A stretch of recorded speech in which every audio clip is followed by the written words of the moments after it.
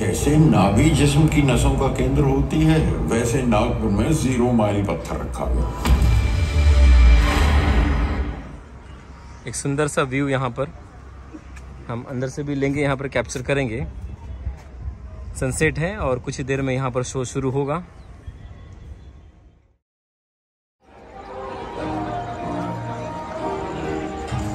He is RJ Rajan, yeah, of course I know.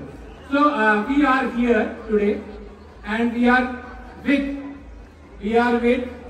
20 foreign delegates, people from Switzerland. We have scientists, researchers, and industrial professionals from Germany, Poland, Kyrgyzstan, Nepal, and many Indian delegates from Punjab, lovely university. Ranjan Deshkar sir, thank you, RJ Rajan, for giving me opportunity. And yes, the brain child. सभी volunteers ध्यान दें, gate number 1।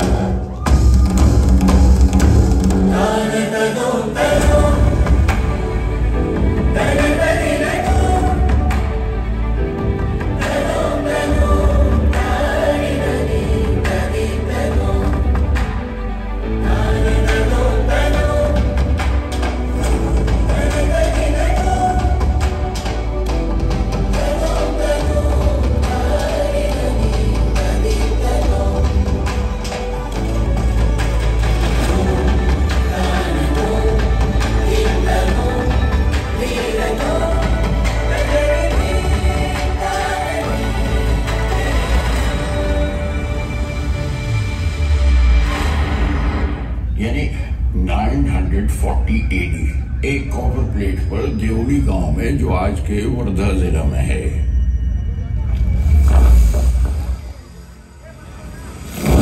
लेकिन नागपुर ये नाम आया कहां से? इतिहास इसके दो सबूत बताता है। एक तो ये कि ये कस्बा या शहर जो भी था उस वक्त नाग नदी के किनारे बसा हुआ था, उसी से इसका नाम नागपुर पड़ गया। दूसरा ये कि नागा नामी कबीले के लोग यहाँ रहते थे। एक ट्राइब थी, आदिवासी लोग जो नागा कहलाते थे, उनकी वजह से इसका नाम नागपुर पड़ा।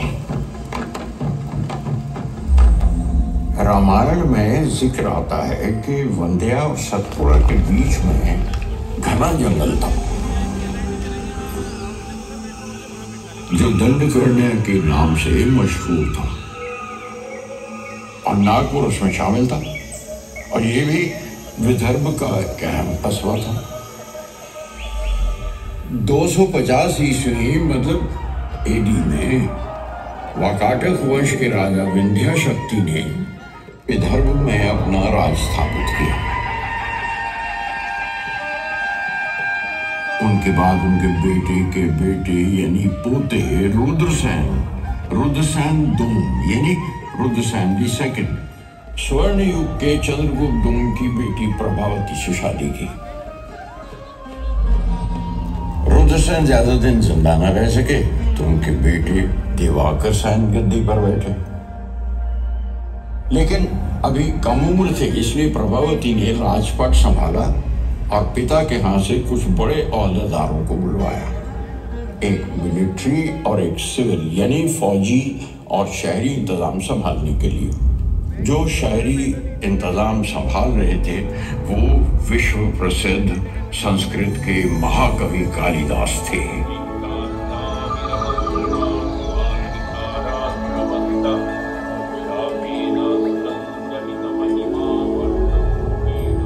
और रामगिरी, जिसे अब हम रामटेक कहते हैं, वहां बैठकर मेघदूत की रचना की। ये नाम भी नागपुर से जुड़ गया।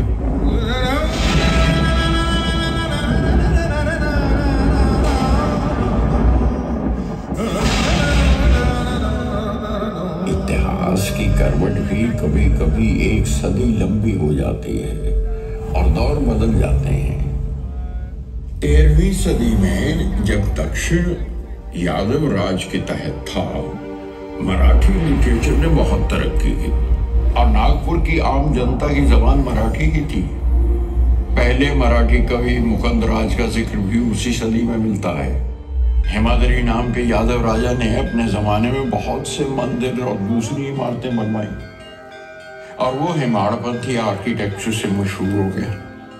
आदासा, अंबोरा, भूगांव, रामटेक, नागपुर जिला में और बहुत सी जगहों पर हेमाड़पंथी मंदिर अब भी देखे जा सकते हैं।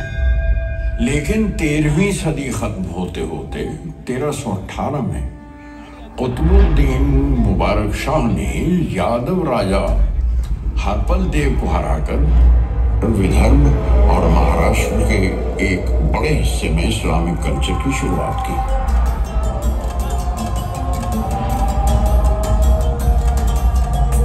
इस्लामिक दौर में बख्त बुलंद शाह सबसे बड़ा हुक्मरान माना गया है।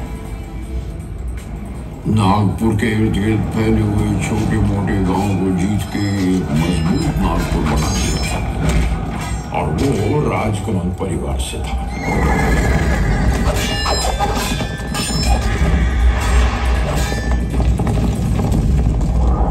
उसके बाद चांद सुल्तान गद्दी पर बैठा। उसने नागपुर को अपनी राजधानी बना लिया। चांद सुल्तान ने मशहूर जुमा तालाब बनवाया, जो अब गांधी सागर कहलाता है। वहीं से सारे शहर को पानी सप्लाई होता था और शहर के गिर्द दीवारें और गेट बनवाए, जिनमें जुमा गेट अब तक मौजूद है और गांधी गेट कहलाता है। जब चांद सुल्तान की मौत हुई 1739 में, तब उनकी बेवा यानी विधवा ने राजपाट का एक फैसला करने के लिए मराठा राज के सरदार रघुजी भोंसले को दावत दी और 4-5 साल के अंदर ही रघुजी ने सारा राजपाट संभाल लिया और मराठों का दौर शुरू हो गया। सेकेंड एंग्लो मराठा वॉर 1803 में दूसरे रघुजी भोंसले और ग्वालियर के दौलत राव सिंधिया मिलकर अंग्रेजों से लड़े।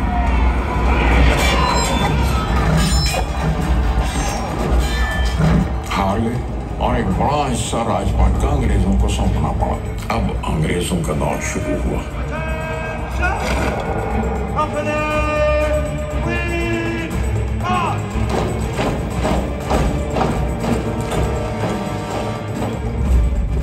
1817 में फिर तीसरी एंग्लो मराठा वॉर वो जंग हुई। अप्पा साहब जम के लड़े अंग्रेजों से। कुछ अर्सा एक आरजी सी मराठों की हुकूमत चली, लेकिन 1853 में डॉक्ट्रिन ऑफ लैप्स के तहत अंग्रेजों ने पूरा राजपाट संभाल लिया।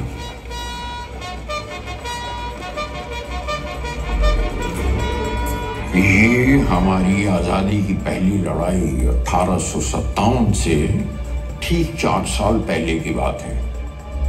अंग्रेजों के हाथ पांव ऑक्टोपस की तरह हिंदुस्तान में फैल रहे थे। 1861 में अंग्रेजों ने नागपुर को राजधानी बनाकर सेंट्रल प्रोविंसेस की स्थापना की। 1891 में कांग्रेस का 7वां अधिवेशन नागपुर में हुआ और उसकी वजह से आजादी आंदोलन में एक नई लहर दौड़ गई। 1907 में अंग्रेजों ने हिंदुस्तान का सर्वे किया और जैसे नाभि जिस्म की नसों का केंद्र होती है, वैसे नागपुर में 0 माइल पत्थर रखा गया। इस तरह नागपुर हिंदुस्तान का केंद्र बिंदु यानी सेंटर बन गया। एक तरह से नागपुर हिंदुस्तान की नाभि है। 1907 ही में लोकमान्य तिलक कांग्रेस के एक्सट्रीमिस्ट ग्रुप के बड़े लीडर बन गए। नागपुर में दादा साहब खापर्डे, डॉक्टर बालकृष्ण शिवराम मूजे, डॉक्टर केशव बलीराम हेडगेवार तिलकवादी स्कूल को रिप्रेजेंट करते थे। उसी साल कांग्रेस का अधिवेशन नागपुर में होने वाला था। लोग चाहते थे कि तिलक ही उसके अध्यक्ष हों। स्कूलों कॉलेजों के विद्यार्थियों ने तिलक, लाला लाजपत राय, अरविंदो घोष, बिपिन चंद्रपाल की तस्वीरें लेकर जुलूस निकाले। मॉरिस कॉलेज के विद्यार्थियों ने अपने यूरोपियन प्रोफेसरों का स्वागत वंदे मातरम से किया। नागपुर की गलियां मोहल्ले वंदे मातरम के गाने से गूंज उठे।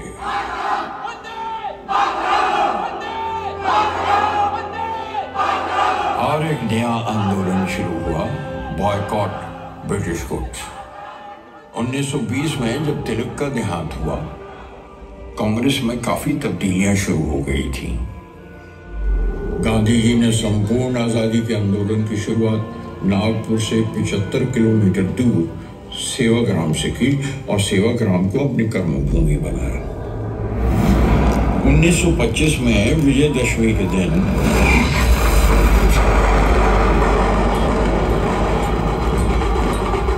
डॉक्टर केशव बलीराम हेडगेवार ने नागपुर में आरएसएस यानी राष्ट्रीय स्वयंसेवक संघ की स्थापना की, जो आज दुनिया की सबसे बड़ी एनजीओ है। मार्च 1929 में साइमन कमीशन के मेंबर जब नागपुर पहुंचे तो विद्यार्थियों ने कमीशन के खिलाफ जुलूस निकाले और 14 जुलाई को हिस्लॉप कॉलेज की इमारत पर हमारा नेशनल फ्लैग लहराया गया। 16 अप्रैल 1930 को नागपुर वॉर काउंसिल तैयार की गई। 12 अगस्त 1942 इतवारी रेलवे गोदाम और पोस्ट ऑफिस को आग लगा दी गई। ये क्विट इंडिया आंदोलन का एक हिस्सा था। 1942 में जब कांग्रेस ने क्विट इंडिया का आंदोलन शुरू किया तो नागपुर ने जोर शोर से उसका साथ दिया। 15 अगस्त 1947 हिंदुस्तान आजाद हो गया। नागपुर में ऐतिहासिक सीतावर्ली किले पर राष्ट्र ध्वज लहराया गया। At the stroke of the midnight hour, When the world sleeps, India will awake to life and freedom. 14 अक्टूबर 1956 श्री बाबा साहेब अम्बेडकर की लीडरशिप में नागपुर में 3,80,000 लोगों ने बुद्ध धर्म इख्तियार किया। दीक्षा भूमि एक बड़ा पवित्र स्थल है नागपुर में।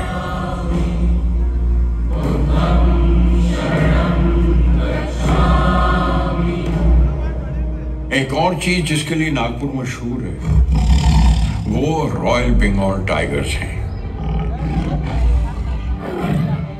बल्कि नागपुर को संतरा नगरी के साथ साथ टाइगर कैपिटल ऑफ इंडिया भी कहा जाता है। प्रिंट मीडिया में भी नागपुर का योगदान कम नहीं है।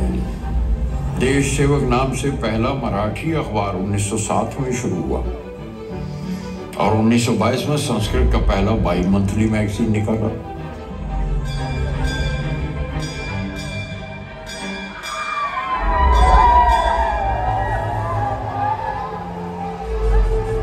स्कूलों और कॉलेजों में भी नागपुर का बड़ा योगदान है। 1920 में 46 पब्लिक स्कूल थे नागपुर में। लड़कियों की शिक्षा के लिए पहला स्कूल नागपुर में सीताबर्डी में 1878 में शुरू हुआ।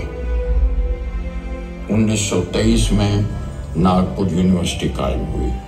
Government medical college establish in 1947 वो एशिया का सबसे बड़ा मेडिकल कॉलेज था। नागपुर में एक अनोखा त्योहार होता है मारबत, जो हिंदुस्तान में और कहीं नहीं होता। बड़े बड़े पुतले बनाकर निकाले जाते हैं नागपुर की सड़कों पर। ये सोच के घुमाए जाते हैं कि नगर में कोई बदशगुनी, कोई बदी या बदरू ना बचे और न एक तालाब पर ले जाकर जला दिया जाता है। ये रवायत 100 साल से भी ज्यादा पुरानी है। रामनवमी शोभा यात्रा एक और खूबसूरत त्योहार है नागपुर में।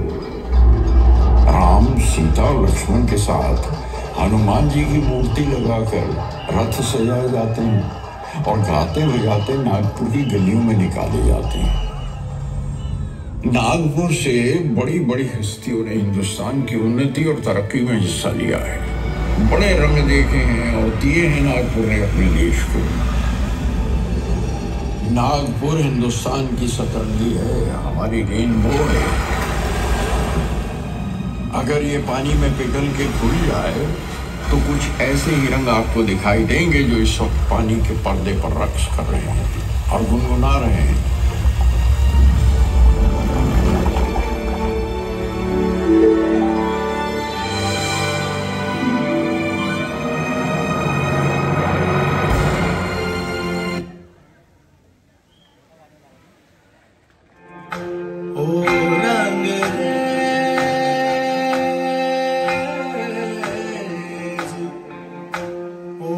रंग तेरे रंग दरिया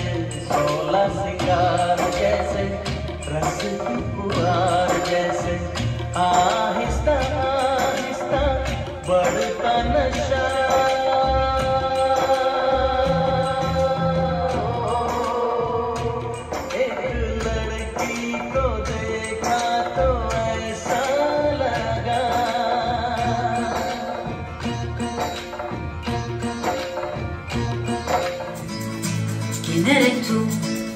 ¿Dónde has estado? He removido cielo y tierra y no te encontré. Y llegas hoy tan de repente y la sentido toda mi vida con tu querer.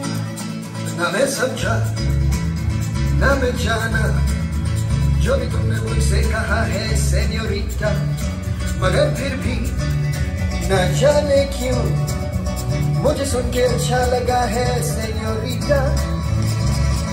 No desvíes la mirada, quédate cerca de mí. मुझको बाहों में तुम घेरो, समझी ना senorita. चाहत के दो पल भी निभाए, दुनिया में ये भी कम है क्या, लोगों को तो आओ खो जाए. पूरे हम होता हम है क्या सेन्योरिटा. सुनो सुनो सेन्योरिटा कहते हैं हम क्या.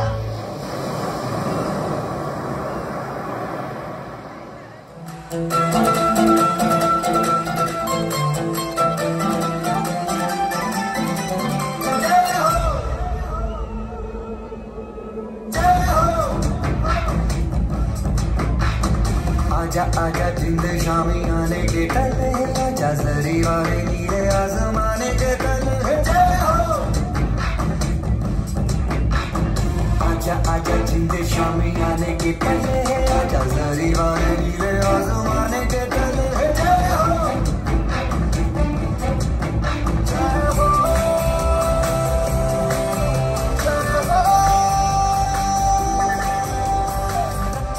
सच्ची में जानी गवाई है, नच नच कोई ना तेरा हाथ बिताई है.